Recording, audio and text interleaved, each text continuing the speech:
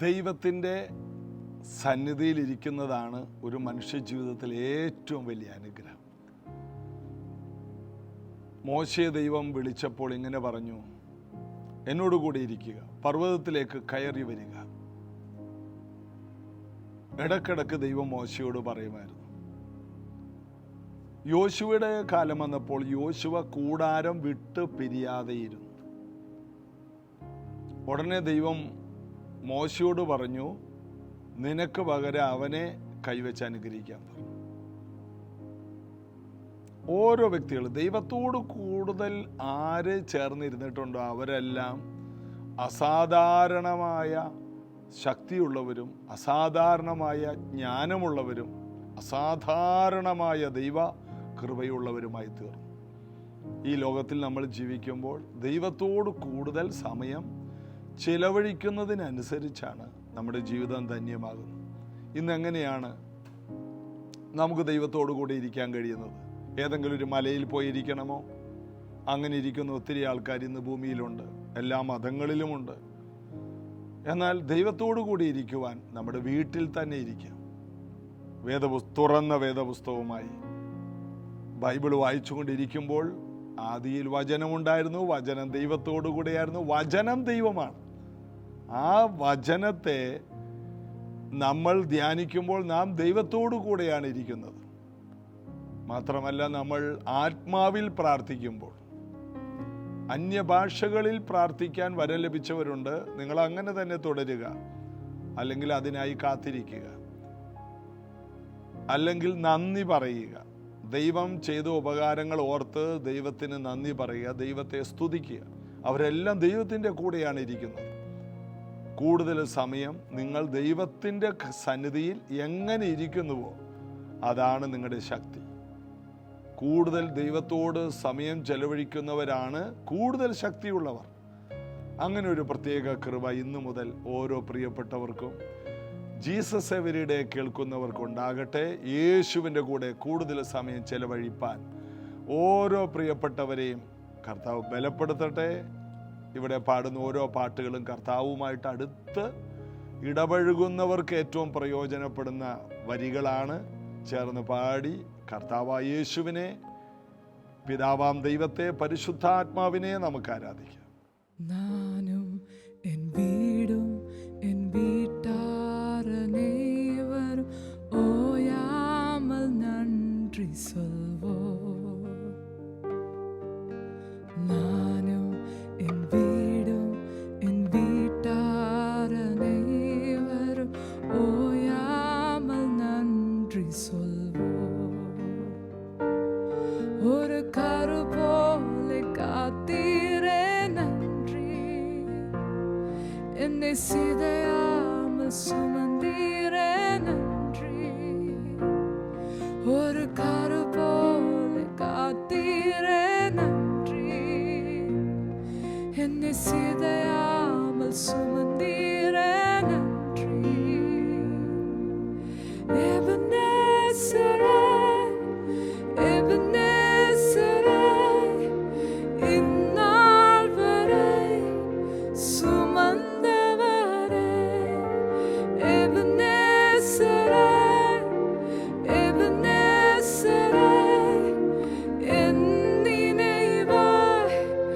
இருப்பவர்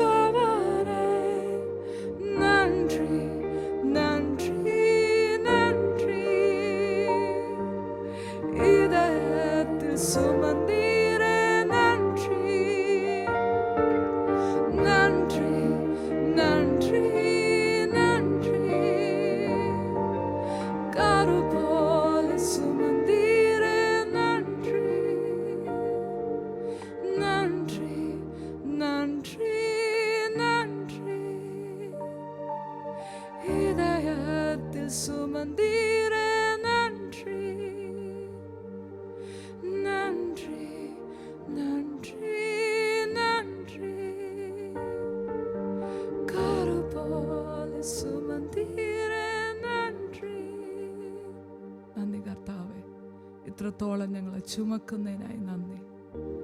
ഓരോ ദിവസവും അങ്ങയുടെ ഹൃദയത്തിൽ അങ്ങ് ഞങ്ങളെ ചുമക്കുന്നല്ലോ. ഇത്രത്തോളം ഞങ്ങളെ സഹായിച്ചതിനായി നന്ദി എബിനേസറേ. കഴിഞ്ഞ ദിവസം നമ്മൾ യോഹന്നാൻ്റെ സുവിശേഷം 10-ാം അധ്യായത്തിൻ്റെ 18-ാം വാക്യം വായിച്ചു. അതിങ്ങനെയാണ്: ആരും അതിനെ എന്നോട് എടുത്തു കളയില്ല, ഞാൻ തന്നെ അതിനെ കൊടുക്കുന്നു. ജീവനെ കൊടുക്കുന്ന കാര്യമാണ് യേശു പറയുന്നത്. ജീവനെ കൊടുപ്പാനും എനിക്ക് അധികാരമുണ്ട്, വീണ്ടും പ്രാപിപ്പാനും എനിക്ക് അധികാരമുണ്ട്. ഈ കൽപ്പന എൻ്റെ പിതാവെങ്കിൽ നിന്ന് എനിക്ക് ലഭിച്ചിരിക്കുന്നു. ഇതാണ് നമ്മൾ ധ്യാനിച്ചത്. ആടുകൾക്ക് വേണ്ടി ജീവനെ കൊടുക്കുവാനും തിരിച്ച് ഉയർത്തെഴുന്നേറ്റ് ജീവിക്കുവാനും യേശു പിതാവിൽ നിന്ന് ഒരു ആലോചന ലഭിച്ച് ഈ ഭൂമിയിലേക്ക് വന്നാണ്. അതുകൊണ്ട് നമ്മൾ യെശയ്യാവ് 53 വായിക്കുന്നത്, അവനെ തകർത്ത് കളയുവാൻ യഹോവയ്ക്ക് ഇഷ്ടം തോന്നി. യെശയ്യാവ് 53 10-ാം വാക്യം. ദൈവം എന്തുകൊണ്ടാണ് പുത്രനെ തകർത്തത്? ആ പുത്രനിലൂടെ ആ കോതമ്പ് മണി നിലത്ത് വീണത് ചാകുമ്പോൾ 10,000-കണക്കിന്, ലക്ഷക്കണക്കിന്, കോടിക്കണക്കിന് കോതമ്പ് മണികൾ അതേ ബലമുള്ള, അതേ ശക്തിയുള്ള, അതേ കൃപയുള്ള കോതമ്പ് മണികൾ എഴുന്നേറ്റ് വരും. അതായത് യേശു ഈ ഭൂമിയിൽ എങ്ങനെയായിരുന്നു അതുപോലെ നമുക്കായിരിക്കാൻ കഴിയും.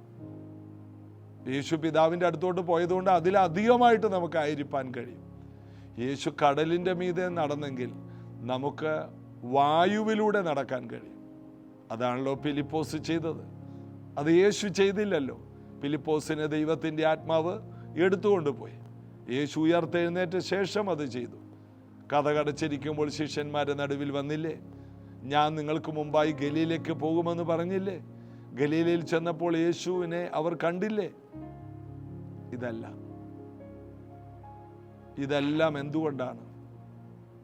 പരിശുദ്ധാത്മാവിൽ ജീവിക്കുന്ന ഒരു ദൈവ പൈതൽ ഇതെല്ലാം മനസ്സിലാക്കി യേശുവിനെ പോലെ അതിലുപരി ജീവിക്കുന്നത് കർത്താവിന് നമ്മെക്കുറിച്ചുള്ള ഇഷ്ടമാണ്. അതുകൊണ്ട് ഒരു നാച്ചുറൽ ലൈഫ് സ്റ്റൈൽ അല്ല കർത്താവ് നമ്മെക്കുറിച്ച് ആഗ്രഹിക്കുന്നത്, സൂപ്പർ നാച്ചുറലാണ്. ക്രിസ്തീയ ജീവിതം എന്ന് പറയുന്നത് സൂപ്പർ നാച്ചുറലാണ്, നാച്ചുറലേ അല്ല. അപ്പോൾ 3 തരത്തിലുണ്ട്. നാച്ചുറലുണ്ട്, സൂപ്പർ നാച്ചുറലുണ്ട്, അൺനാച്ചുറലുണ്ട്. അൺനാച്ചുറൽ എന്ന് പറഞ്ഞാൽ ഗദരദേശത്തെ ഭൂതഗ്രസ്തൻ സ്വന്തം ശരീരം ചതച്ച് ചതച്ച് ചതച്ച് കല്ലറയിൽ പാർത്ത് ഉറക്കെ നിലവിളിച്ച് ആര് കെട്ടിയിട്ടാൽ കെട്ടുകളെയെല്ലാം പൊട്ടിച്ച് ചങ്ങലയെല്ലാം ഉരുമി ഒടിച്ച് ജീവിതം ഓരോ ദിവസവും നശിപ്പിക്കുന്നത് അൺനാച്ചുറലാണ്. എന്നാൽ നാച്ചുറൽ ജീവിതമുണ്ട്. ദൈവത്തോടും അടുക്കൂല. നല്ലവരാണോ? നല്ലവരാണ്. വീണ്ടും ജനിച്ച രക്ഷിക്കപ്പെട്ടവരെക്കാൾ നല്ലവരാണോ? തീർച്ചയായിട്ടും. അതുകൊണ്ടാണ് പലരും ചർച്ചിൽ വരാത്തത്. എന്താണ് അവർ പറയുന്നത്? ഞങ്ങൾ നിങ്ങളുടെ ചർച്ചിൽ വരുന്നവരെക്കാൾ നന്നായിട്ട് ജീവിക്കുന്നവരാണ്. നിങ്ങളുടെ ചർച്ചിൽ വരുന്നവർ അങ്ങനെയല്ലേ, നിങ്ങളുടെ ചർച്ചിൽ വരുന്നതിൽ ഇങ്ങനെയല്ലേ. Natural people. എന്നാൽ സൂപ്പർ നാച്ചുറൽ പീപ്പിളുണ്ട്. അവർ ദൈവസഭയിൽ വന്നിട്ട് സാധാരണ ജീവിതം നയിക്കില്ല. അവർ അസാധാരണമായ അഭിഷേകത്തിലേക്കും അസാധാരണമായ ആത്മീക അനുഭവത്തിലേക്ക് പ്രവേശിക്കും. ജീസസ് എവരിഡേ എന്ന ഈ പ്രാർത്ഥനയിലൂടെ നിങ്ങൾ അങ്ങനെയാകണമെന്ന് ഞാൻ ആഗ്രഹിക്കുന്നു, പ്രാർത്ഥിക്കുന്നു. നമുക്ക് അതുപോലെയായി തീരാം. അങ്ങനെ അസാധാരണമായിട്ട് ദൈവത്താൽ ഉപയോഗിക്കപ്പെട്ടവരാണ് രാജ്യങ്ങളെ മാറ്റിമറിച്ചത്. തീയുടെ ബലത്തെ കെടുത്തി കളഞ്ഞു, സിംഹത്തിൻ്റെ വായ അടച്ചു കളഞ്ഞു.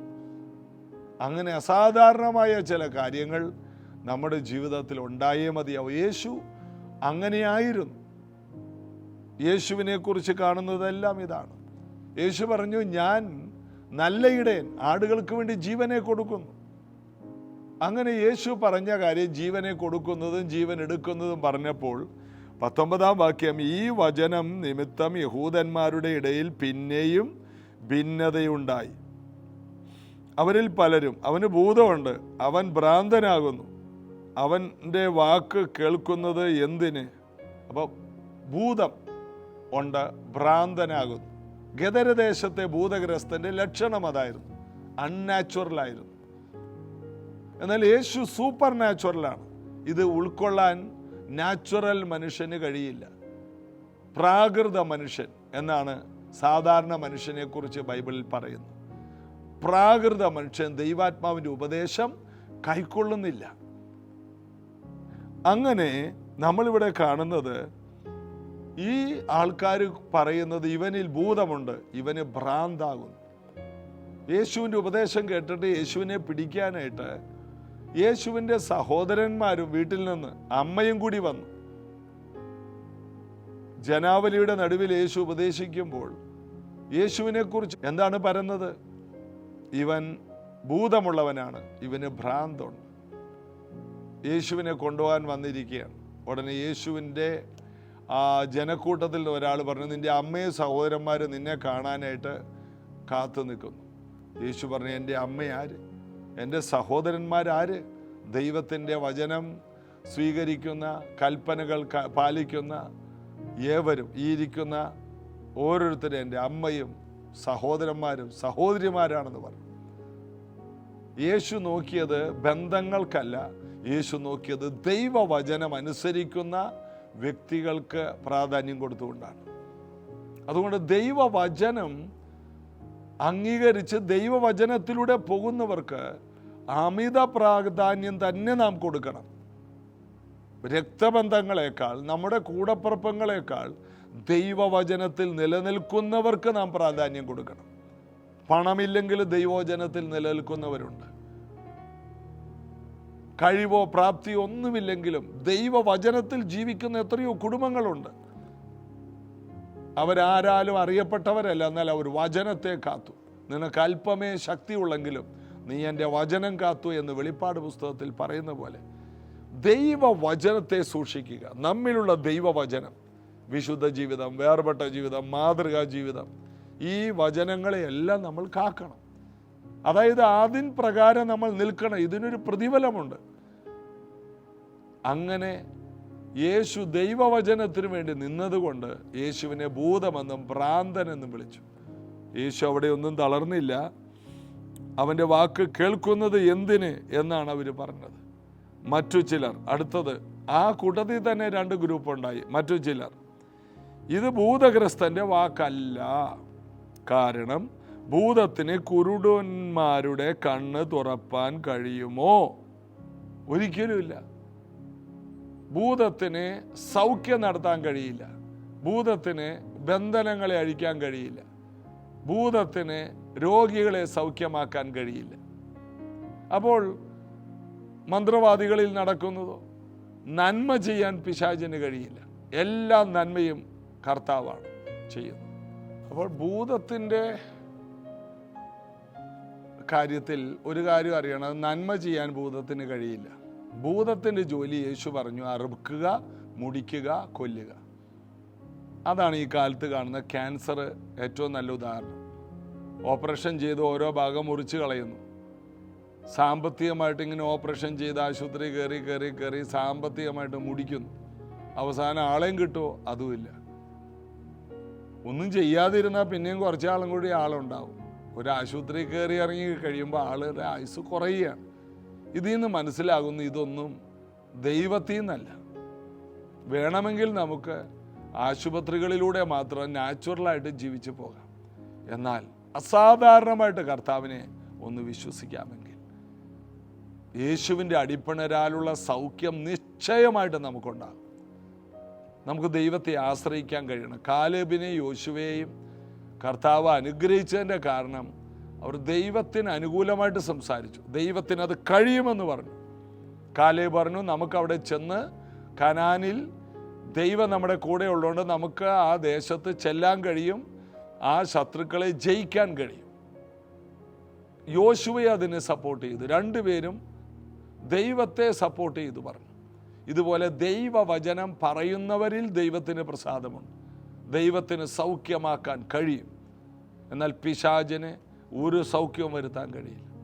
എവിടെയെല്ലാം ചെന്ന് നിങ്ങൾ പ്രാർത്ഥിച്ചാലും എന്തെല്ലാം അത്ഭുതം നടന്നാലും ഒരു വിടുതലുണ്ടോ? അത് യേശുവാണ്. ഭൂതത്തിന് ഒരു നന്മയും അവനിലില്ല. പിശാചിൽ ഒരു നന്മ പോലും വസിക്കുന്നില്ല. പിന്നെ എങ്ങനെയാണ് സൗഖ്യം നടത്തുന്നത്? എല്ലാ നന്മയും എല്ലാ നല്ല ദാനങ്ങളും തികഞ്ഞതൊക്കെയും ഉയരത്തിൽ നിന്ന് വെളിച്ചങ്ങളുടെ പിതാവിൽ നിന്ന് ഇറങ്ങി വരുന്നു. നന്മകൾ മുഴുവനും യേശു ചെയ്യുന്നതാണ്. സൂര്യനെയും മഴയെയും എല്ലാം നമുക്ക് തരുന്നു. സകലർക്കും ആഹാരം കൊടുക്കുന്നു. കാട്ടിലെ മൃഗങ്ങൾക്ക്, കാക്ക കുഞ്ഞുങ്ങൾക്ക് ആഹാരം കൊടുക്കുന്നു. സിംഹത്തിൻ്റെ കുട്ടികൾക്ക് ആഹാരം കൊടുക്കുന്നു. കടലിലെ സകല ജീവികൾക്ക് ആഹാരം കൊടുക്കുന്നു. നന്മകൾ ചെയ്യുന്നത് ദൈവത്തിൻ്റെ സ്വഭാവമാണ്. അതുകൊണ്ടാണ് അപ്പോസ്തല പ്രവൃത്തി 10:38 പറയുന്നത്, നസ്രയനായ യേശുവിനെ ദൈവം പരിശുദ്ധാത്മാവിനാലും ശക്തിയാൽ അഭിഷേകം ചെയ്തു. അവൻ നന്മ ചെയ്തും ഭൂതങ്ങളെ പുറത്താക്കിയും കൊണ്ട് സഞ്ചരിച്ച കാര്യം നിങ്ങൾ അറിയുന്നില്ല. നന്മ ചെയ്യുക.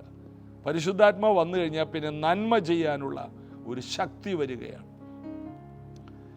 യേശുവിനെ സ്വീകരിക്കുന്ന ഒരാൾക്കുണ്ടാകുന്ന ഏറ്റവും വലിയ ഗുണം നന്മ ചെയ്യുക. സാമർഥ്യമുള്ള ഭാര്യയെക്കുറിച്ച് പറയുന്നു, അവൾ അവളുടെ വീടിന് നന്മ ചെയ്യുന്നു. തിന്മയല്ല, നന്മ മാത്രം ചെയ്യുന്നു.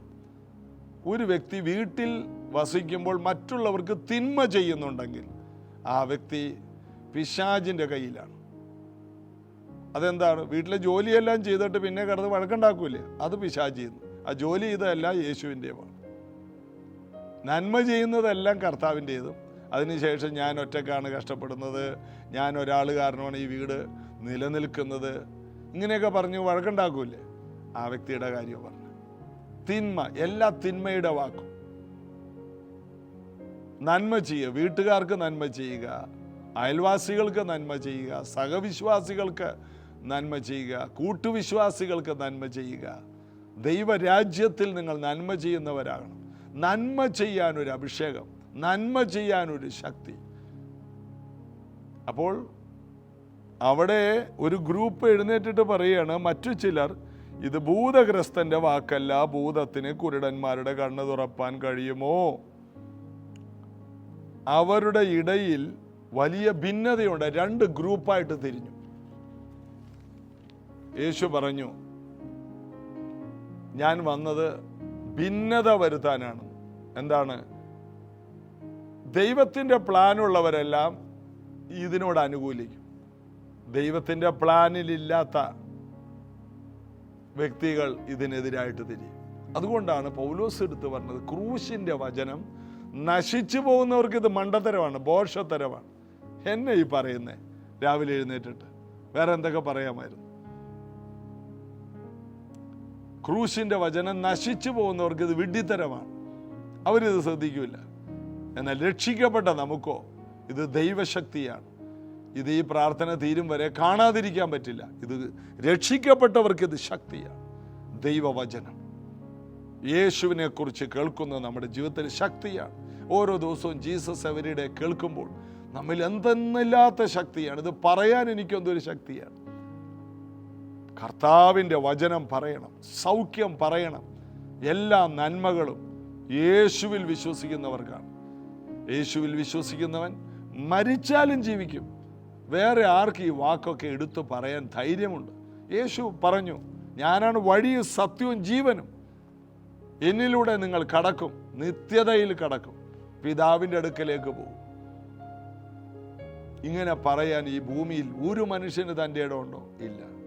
യേശു ക്രിസ്തുവിൽ വിശ്വസിക്കുന്ന ഒരു കുടുംബം രക്ഷ പ്രാപിക്കും. നമുക്കിത് അങ്ങനെ തന്നെ വിശ്വസിക്കാൻ കൃപ ദൈവം തന്നിട്ടുണ്ട്. അതിൽ നമ്മൾക്ക് സന്തോഷിക്കാം. ഒരു നിമിഷം നമുക്കൊന്ന് പ്രാർത്ഥിക്കാം. യേശുവിൻ്റെ നാമത്തിൽ ഇന്ന് ഈ തിരുവെഴുത്തുകൾ കേട്ട ഓരോ പ്രിയപ്പെട്ടവരുടെ ജീവിതത്തിൽ അസാധാരണമായ ദൈവപ്രവർത്തികൾ ഉണ്ടാകട്ടെ. അവരുടെ ജീവിതം അത്ഭുതമായി മാറട്ടെ. പരിശുദ്ധാത്മാവിൻ്റെ ശക്തി അവരിൽ നിറയട്ടെ. ദൈവകൃപ കൊണ്ട് അവർ മൂടപ്പെടട്ടെ. സത്യം തിരിച്ചറിയാനുള്ള ശേഷി, പരിശുദ്ധാത്മാവിനെ പ്രാപിച്ച് നന്മ ചെയ്യാൻ, യേശുവിന് വേണ്ടി നിലകൊള്ളാനുള്ള ശക്തി ഓരോ വ്യക്തികൾക്കും ഉണ്ടാകട്ടെ. പ്രാർത്ഥിച്ച് അനുഗ്രഹിക്കും. കൃപ കൊണ്ട് മൂടണമേ, യേശുവിൻ നാമത്തിൽ. ആമേൻ. ഞങ്ങൾക്ക് പ്രാർത്ഥന വിഷയങ്ങളൊക്കെ ഒരു ഓഡിയോ മെസ്സേജായി 1 മിനിറ്റിൽ താഴെ അയക്കണം. ഞങ്ങൾ നിങ്ങൾക്ക് വേണ്ടി പ്രാർത്ഥിക്കും. വാട്സാപ്പിൽ അങ്ങനെ ചെയ്യാം, മെസ്സേജായിട്ട് അയക്കാം. ഈ മിനിസ്ട്രിയുടെ ഒരു ഭാഗമായിട്ട് നിങ്ങൾക്ക് തുടരാം. യേശുവിനെ കുറിച്ചുള്ള ഈ സന്ദേശങ്ങൾ ലോകം മുഴുവനും നമുക്ക് എത്തിക്കാൻ ഒരുമിച്ച് നിൽക്കാം. God bless you. നാളെ ഇതേ സമയത്ത് കാണാം.